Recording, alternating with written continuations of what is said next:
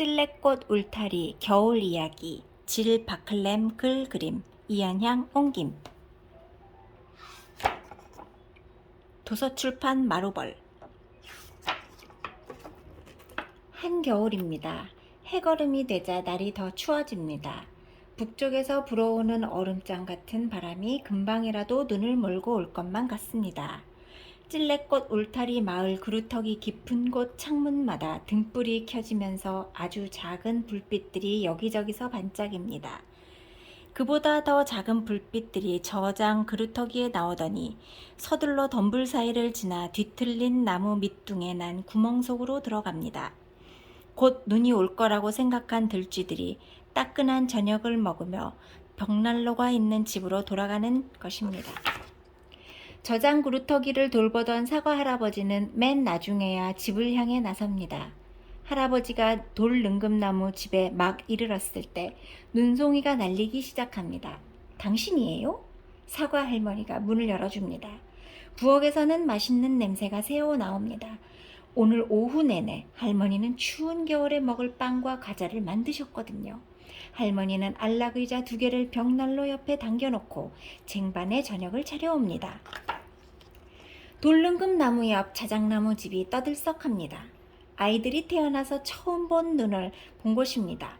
야, 눈이다! 이건 진짜 눈이야! 머위와 댕이가 찍찍대며 창틀에 앉은 눈을 가득 떠서 누이인 나리와 쌀이를 잡으러 식탁 주위를 뛰어다닙니다.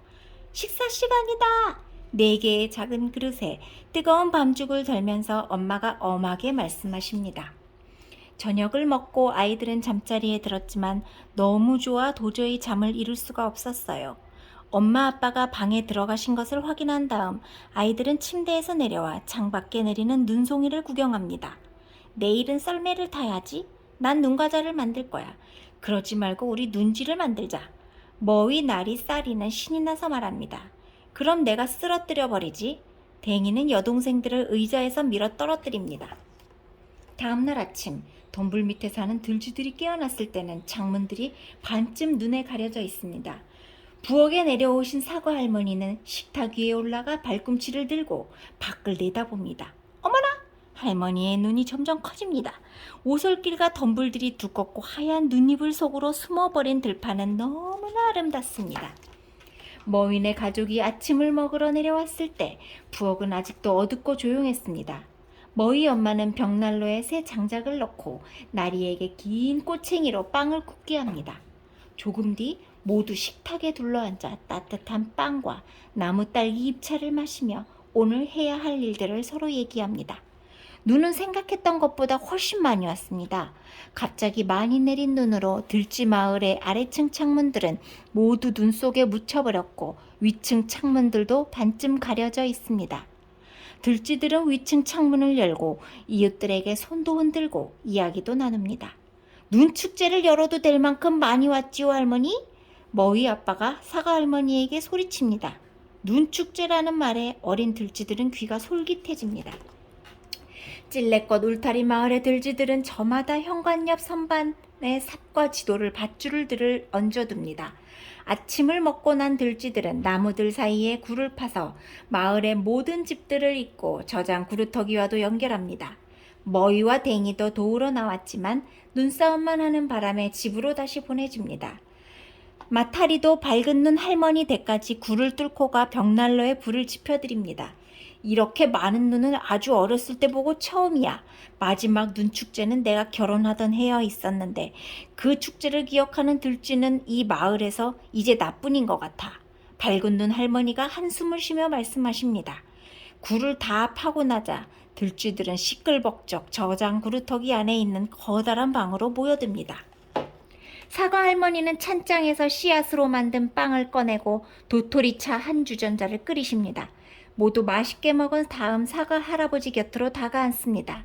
할아버지는 손을 들어 모두를 조용히 시키고 나서 입을 여십니다. 마타리와 나는 우리 조상들의 전통을 따르기로 했소. 그리고 수염을 한번 쓰다듬고는 목소리를 점잖게 가다듬어 시를 읊어내려갑니다.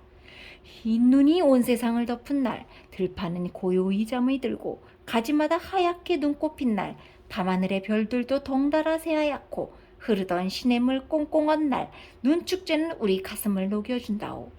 여러분, 오늘 밤 얼음강당에서 눈축제를 열겠습니다. 그러자 모두들 손뼉을 치며 즐거워합니다. 얼음강당이 어딜까? 나리가 궁금해하자 사과 할머니가 말씀하십니다. 두고 보면 안단다. 우리 같이 축제 준비나 하자꾸나. 저장 구루터기 밖에는 눈이 산같이 쌓여 있습니다. 마을의 어른들쥐들은 구루터기 밖에 눈산이 얼음 강당을 만들기에 꼭 맞다고 생각하고 먼저 단단한지 알아보기로 합니다. 사과 할아버지가 첫 번째 굴을 파봅니다. 아주 좋아요! 할아버지는 굴을 반쯤 파고 들어가 소리를 칩니다. 그 소리를 들은 다른 들쥐들도 눈을 파기 시작합니다. 눈은 안쪽에서부터 팠으며 파낸 눈은 수레에 담아 냇물에 내다 버립니다. 머위와 댕이도 다시 나와 열심히 도왔지만 나리의 옷 속에 고드름을 집어넣는 걸 사과 할아버지한테 들켜 또다시 쫓겨납니다. 눈산의 가운데 부분은 조심조심 팝니다. 사과 할아버지는 지붕이 안전한지를 꼼꼼히 살피고 나서 외치십니다. 저장 구루터기만큼이나 튼튼해! 찔레꽃 울타리 마을의 부엌들은 바빠집니다. 뜨거운 죽이 보글보글 끓고 화덕 위에는 과일 과자가 먹음직스럽게 익어갑니다. 나리와 쌀이는 사과 할머니와 돌릉금을 굽습니다. 하지만 사과 할머니는 돌릉금을 자꾸 집어먹는 남자아이들에게는 그냥 앉아서 구경만 하게 합니다. 얘들아, 먹는 건 좋은데 주스 만들 건 좀 남겨둬야지. 등불로는 반딧불을 쓰기도 합니다. 머위 아빠는 일찌감치 가시덤불 옆에 있는 둑에서 단디들을 불러봅니다. 밤새도록 빛을 내기 위해서는 미리 저녁을 충분히 먹어야 한다고 사과 할머니가 일러주셨기 때문입니다. 저녁 먹을 시간쯤 되어서야 얼음 강당이 다 만들어집니다. 얼음 기둥과 얼음 조각이 청록색 불빛에 반짝였고 강당 바닥은 매끈거렸습니다. 강당 한옆에 식탁이 놓이고 부지런한 요리사들은 자기네 부엌에서 만든 음식들을 바구니에 들고 들어옵니다. 아이들은 호랑가시나무로 작은 무대를 꾸미고 땅 밑 저장방을 돌보는 까치 수염 아저씨는 악단이 앉을 의자를 가져다 놓습니다. 준비가 다 끝나자 들쥐들은 자신들의 솜씨에 흐뭇해하며 몸을 씻고 옷을 갈아입으러 집으로 돌아갑니다. 외투와 목도리를 강당 문 앞에 벗어놓고 들쥐들은 모두 가장 좋은 옷을 입고 나타납니다. 머위와 댕이가 구경을 하기 위해 몰래 식탁 밑으로 숨어듭니다. 가끔 밑에서 작은 손이 올라와 과자를 집어갑니다. 까치 수염 아저씨가 바이올린으로 흥겨운 곡을 켜자 드디어 춤이 시작됩니다. 곡이 빠른 데다 바닥까지 미끄러워 춤이 더 빨라집니다. 댕이는 누이들을 어찌나 빨리 돌리는지 발이 바닥에 닿을 틈이 없습니다.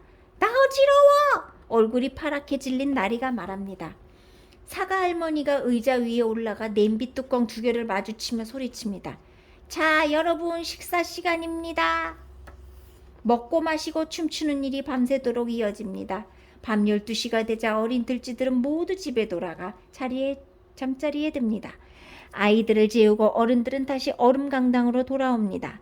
까치 수염 아저씨는 뜨거운 나무 딸기 입차를 만들어 돌리고 춤은 점점 더 빨라집니다. 얼음 축제는 동이 틀 때까지 계속됩니다. 이제 악단들도 지치기 시작합니다. 얼음 기둥도 녹아 물이 떨어집니다. 어른 들쥐들도 피곤해서 더 이상 춤을 출 수가 없습니다. 그제서야 모두들 굴속을 지나 집으로 돌아갑니다. 그리고 위층에 있는 따뜻한 침대 위로 올라갑니다. 창밖에는 다시 눈이 내리기 시작합니다. 그리고 찔레꽃 울타리 마을의 들쥐들은 모두 고나게 잠이 듭니다.